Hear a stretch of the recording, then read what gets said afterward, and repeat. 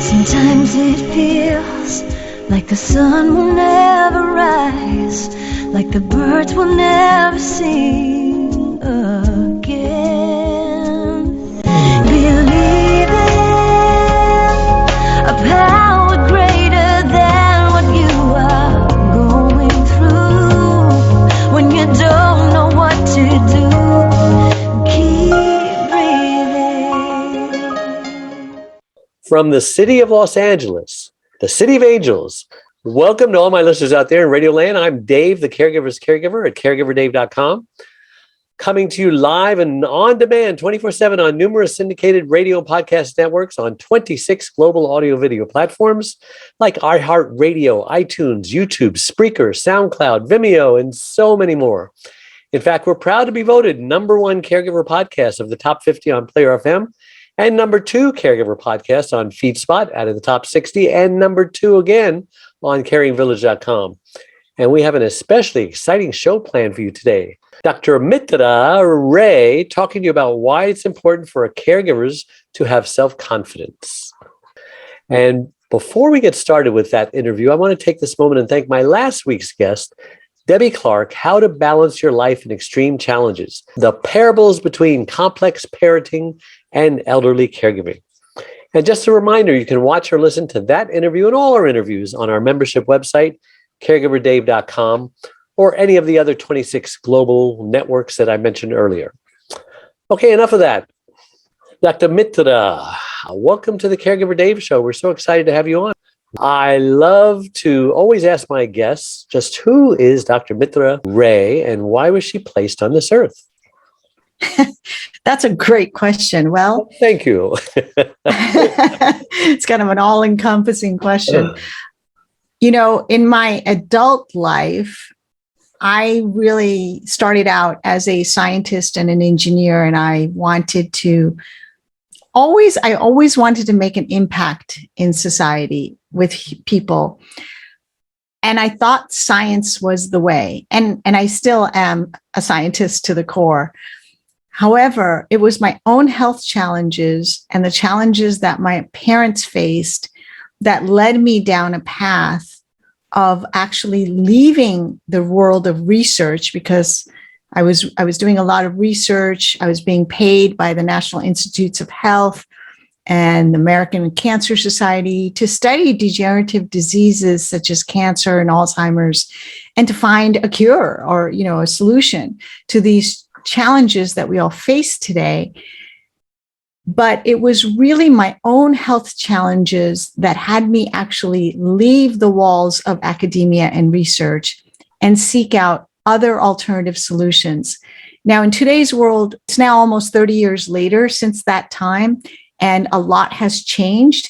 And now more people are looking for complementary healthcare, etc. But for me, I learned more about taking care of myself once I left the big schools. Like I got my PhD at Stanford Medical Schools. I walked the halls with Nobel laureates, but back then the answers just were not in those halls.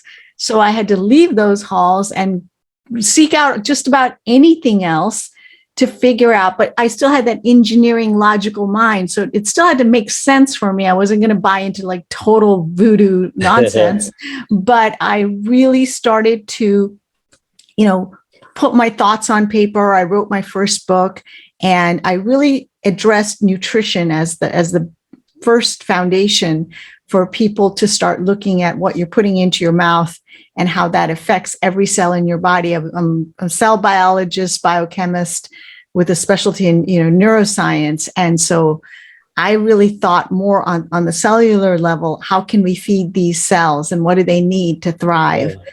And so that was how I got into sort of what people call alternative medicine, and today is just more complementary medicine. Wow, you really are a scientist at heart. You always go back to that. Yes, I do. So you spent many years becoming an expert in nutrition.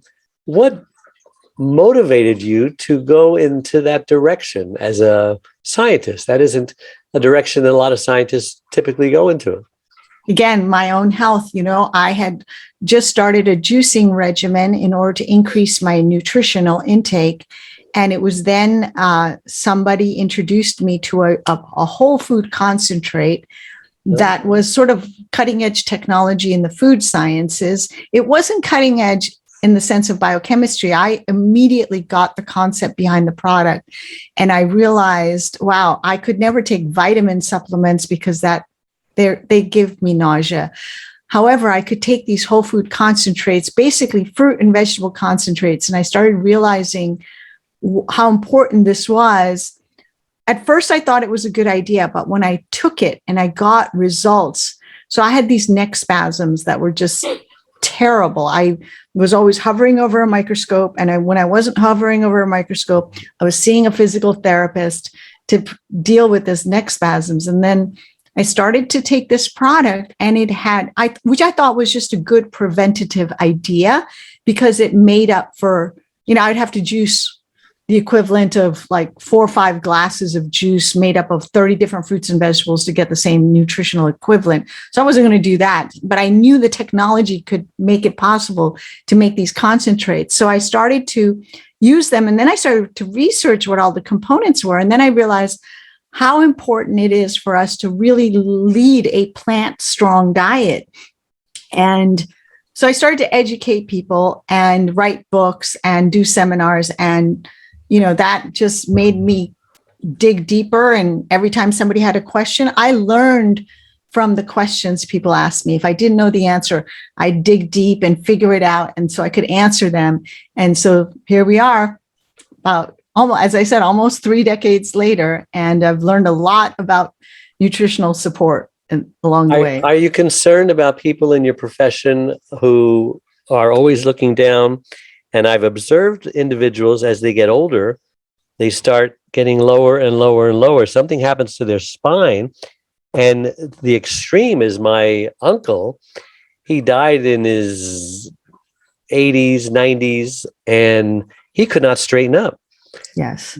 What are you doing to prevent that? I mean, do you periodically just straighten your posture and keep that head up to keep that spine? I don't know if that's because of osteoporosis or what.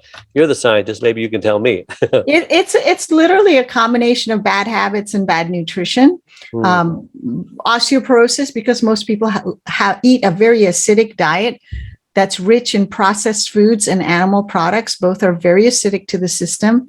And we can't just take a calcium supplement to make up for it, because we need like lots of leafy greens in our diet, and we need to exercise and move the, joints and the ligaments that send a signal to the bones to take up nutrition. The bones don't have a circulatory system feeding them. So the only thing that triggers the bones to take up that nutrition, number one, is movement. So, I'm also a certified yoga instructor, one of the many things I learned.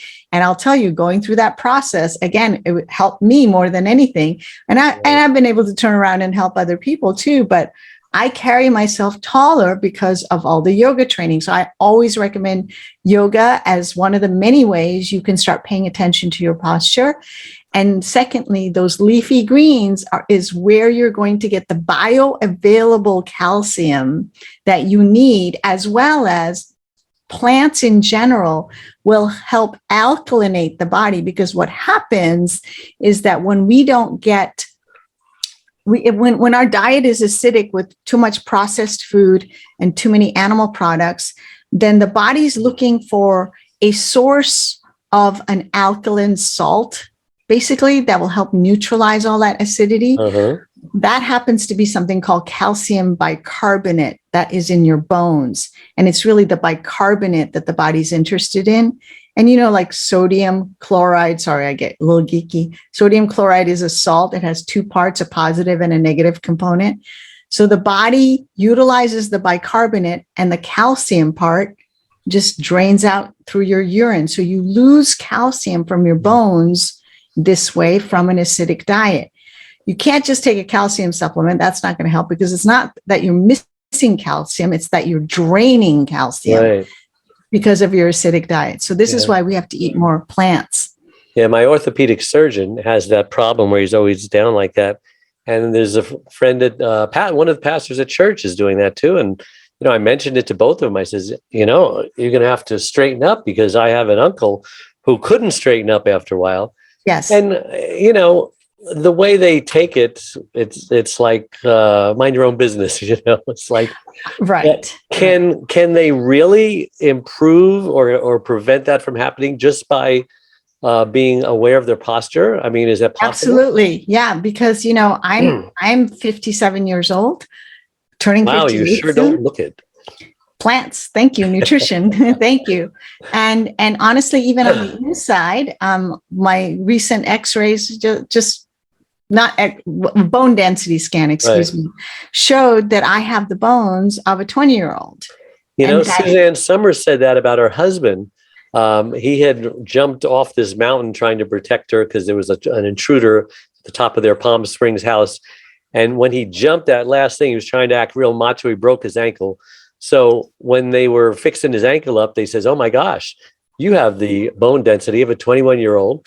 And Suzanne Summers took credit because I give him now all natural hormones and blah, blah, blah, because she's a health nut. Are you vegan also or not? Yes, I am. I am because of ease, because it was just the simplest way to go for me. Really? And you don't miss meat or fish or any dairy? I don't know.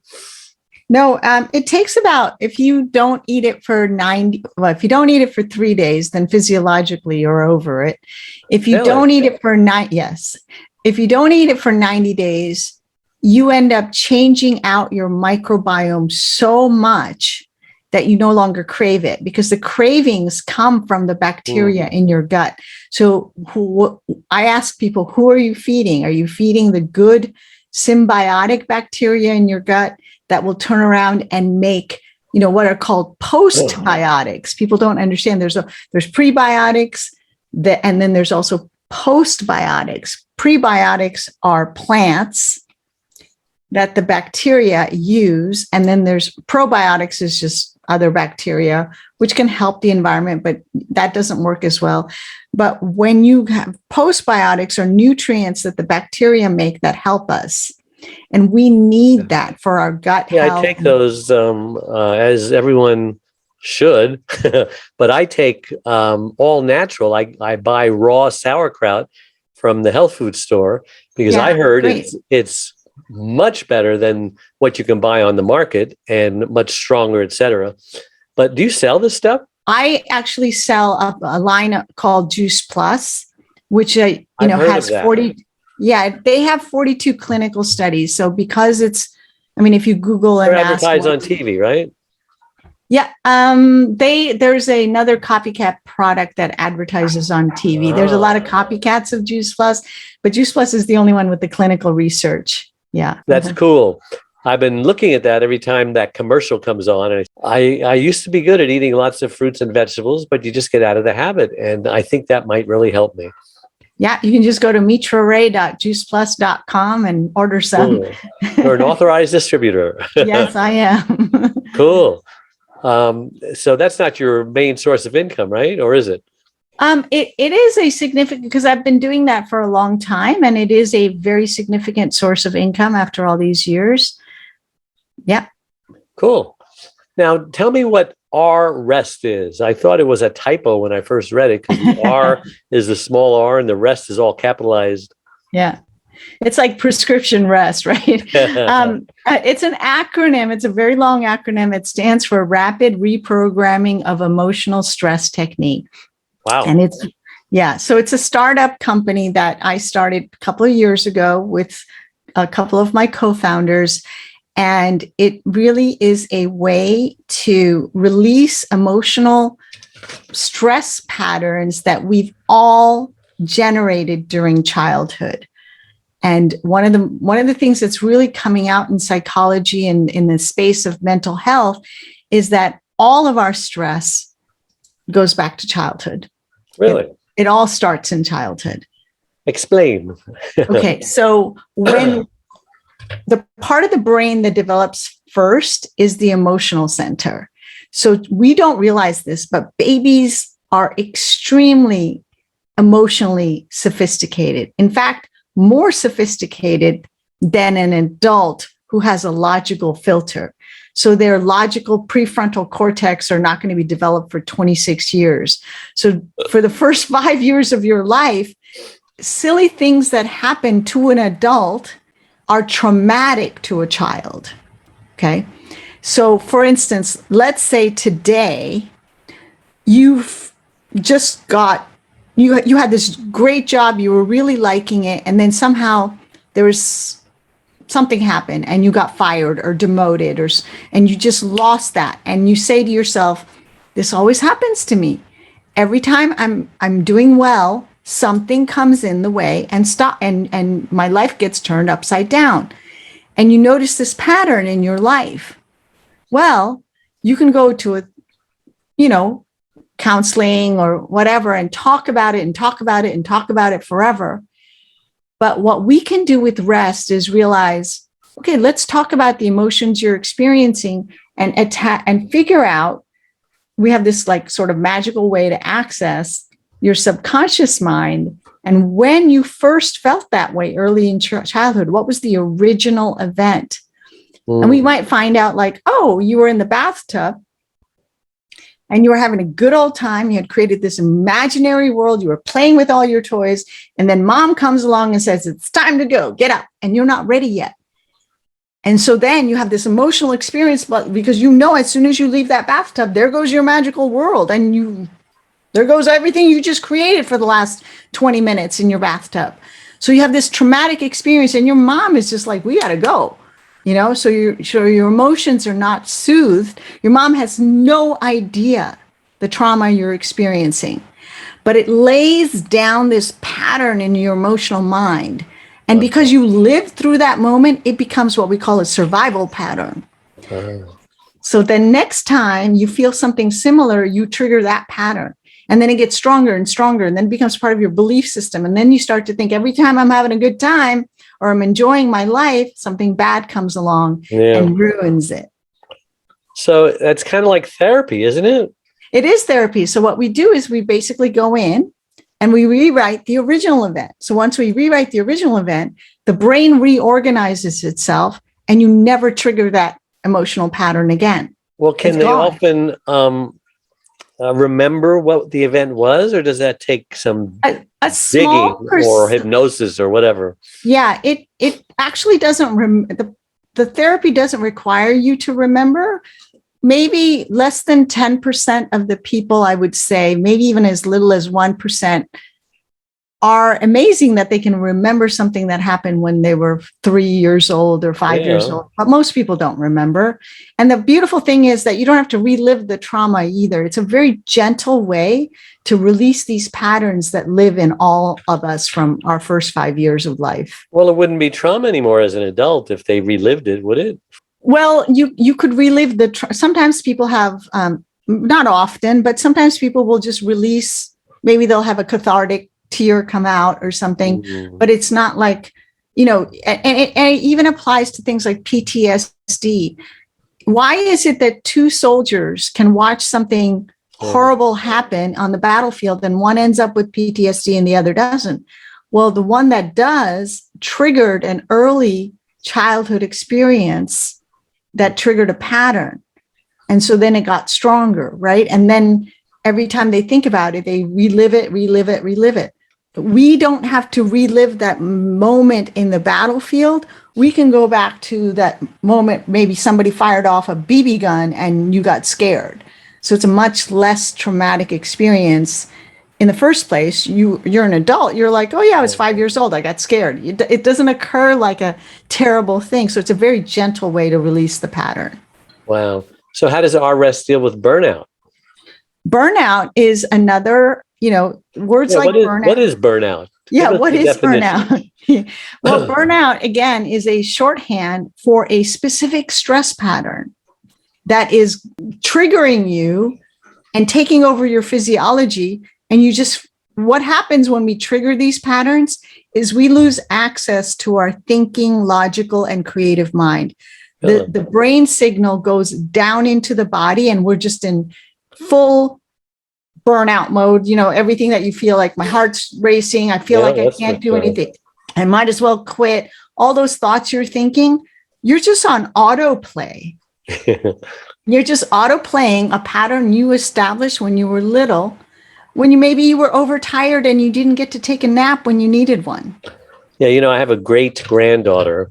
I've had nothing but daughters. I had 3 daughters and then a granddaughter and then great granddaughter. I don't think there's any.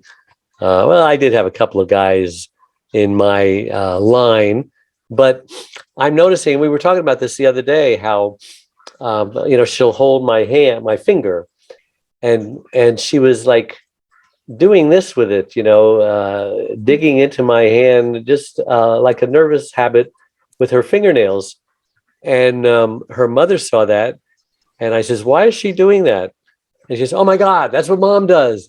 And then her mother, which is her grandmother, my great granddaughter's grandmother, is getting complicated here, says, "Oh my gosh, I do that too." And my boyfriend finally said, "Why are you doing that? It drives me crazy." And then I thought about all the little patterns that we do. Some people eat their hair or lick their hair, and me, I like to cross my, just weird stuff. Yeah. Or take a fabric and wrap it around your fingers. Things that we've done as a child that stay with us, and it just feels so good folding your hands this way as opposed to this way. Can you explain all of that? Well, those are a lot of different things that were happening, but some of what you were talking about, let's go back to your granddaughter pinching your finger. That sounds to me like this is the other thing we deal with is generational trauma, because it's in our epigenetics. It's like there's trauma from all our ancestors that also gets sort of in our DNA, so to speak. Really? In our Without even knowing about it, huh? Without even knowing about it. So sometimes what comes up is not just your own childhood, but a generational trauma where maybe something terrible happened. And, we have a pretty brutal history as mankind, and we've done some horrible things to one another over time. So chances are pretty darn high that somebody in your lineage was hurt in some major way in the history of time. So how do you deal with this child, maybe when they get older, that something happened to her grandmother? How do you make that connection? We can absolutely make that connection. We can do it even with when she's young. We can, we can work on infants even. If there is a pattern, we just literally use, we literally test for the stress that she's experiencing when she's doing that. We find at least one emotion.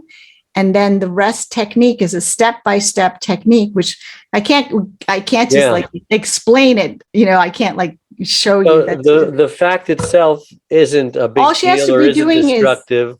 You're saying, what is she thinking while she's doing that? What are the emotions? What is the emotional patterns that has her do that? Because she has a strange look on her face when she's doing it. She's just daydreaming or not in this world, she's somewhere else. She's self-soothing. Really? And so we can just find the pattern that has her needing to self-soothe like that, and just literally erase it.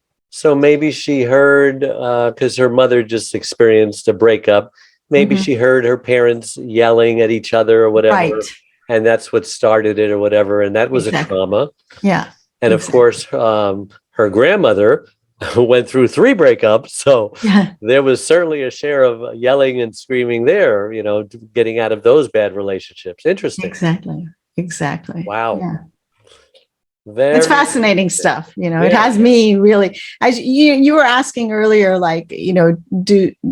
do I make income with Juice Plus? And I absolutely do. And I really came out of retirement to do this business, to start this company. You were retired. You're old enough to be retired, huh? Yeah, I'm old enough to be. It's not so much about scientists age. Must have a good pension program. No, I just have. I've done well helping people, and continue to get paid for the work that I've done. But this work was so compelling. Whether you have money or not, fundamentally, I'm the same person. I still want to help people. Yeah. I became an entrepreneur, but I guess you can call me a social entrepreneur. I'm really interested in making a social impact. Sure. Yeah. Well, we're running out of time, and I still want to get into the self-confidence aspect. What does self-confidence have to do with being a great caregiver? Well, having gone through that whole process of having to take care of my aging parents, especially my mom who had Alzheimer's, I had so many questions like, am I doing it right? Am I being a good daughter? Am I getting the right care for her? Could I have done better? All these things, they end up being patterns that come from not having that confidence in the choices that you're making.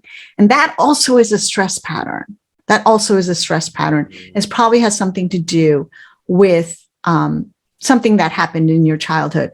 Now, while I can't just give away free rest sessions, what I have done for your audience, Dave, is we have put together a meditation that they can download and really start to soothe that inner child. And it will help in the moment. Like if you do it through repetition, it will actually, the other way to impact the subconscious mind is through repetition. So if you do this meditation regularly, you'll start to see that by the repetition of doing it, you start to soothe those patterns more and more, or at least recognize when they're emerging and then have some choice in the matter. Yeah. Yeah, I'm all for reprogramming your self-conscious. I have this whole program of declarations, writing them down, speaking them for a 6-month period, because, basically your subconscious is stupid. It will tell you, it will believe whatever you tell it. It doesn't know truth from fiction. So how can people get in touch with you, and how can they take advantage of your free offer? So our website again is rest.com, and there's that's an easy one. Good for you. Get that. Yeah, it's 2 R's. Just remember that. The 2 R's. Yes. So it's rREST.com. You can book a complimentary session to find out more if rest is a fit for you. And if you go to rest.com/self-worth, then you can download that free meditation as well. /self-worth. Yes. Okay. So what does rREST have to do with your nutrient aspect, or are they together? No, they're not together. They're 2 separate companies. As I said, this is a new business. I just started down this path of sort of self-care. It started with nutrition, and then I started to explore all these other things, as I said, like yoga and whatnot. So how do we get a hold of you for the nutrition?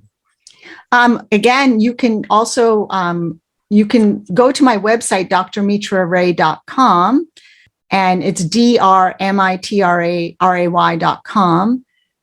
And you can send me a message there. You can also order Juice Plus there. There's links there. I have that sounds easy. Blog site. There's lots of information there. Well, you've been so helpful. Thank you so much for coming on the show and sharing all your knowledge and wisdom and scientific stuff with us. Absolutely, Dave. My pleasure. Can't believe how fast time has gone. Again, a reminder that all our live shows become recorded podcast and video casts on our other platforms that I mentioned earlier. And don't forget to check out my membership website, caregiverdave.com. It's a free membership support community with lots of tools and resources and free gifts, as well as my Facebook page with the same name, Caregiver Dave. Oh, and please click the like button on whatever platform you're watching or listening to this interview on. It helps us reach even more caregivers by improving Google's search engine algorithms, however that works. And please don't forget, coming out in 9 days, Secrets from the Hammock, Uncommon Wisdom for Uncommon Times. It's a great book about wisdom. Please pre-order your Kindle today at the special price of 99 cents while that price lasts. Please help me get to the #1 Amazon bestseller by doing that. I appreciate that. It's a great book about wisdom. I've been writing it for the last 50 years. Thanks to all my listeners out there all over the world for tuning in every Wednesday on your favorite platform and making us the #1 caregiver podcast of the internet. So until next week, same time, same channel. May God richly bless you all. Bye-bye. We are a community of caregivers that understands and supports you wherever you are in your journey. We are a place to connect with other caregivers, but more importantly, a place to get practical, actionable help. There are lots of ways for you to get support. First of all, you can download our welcome pack.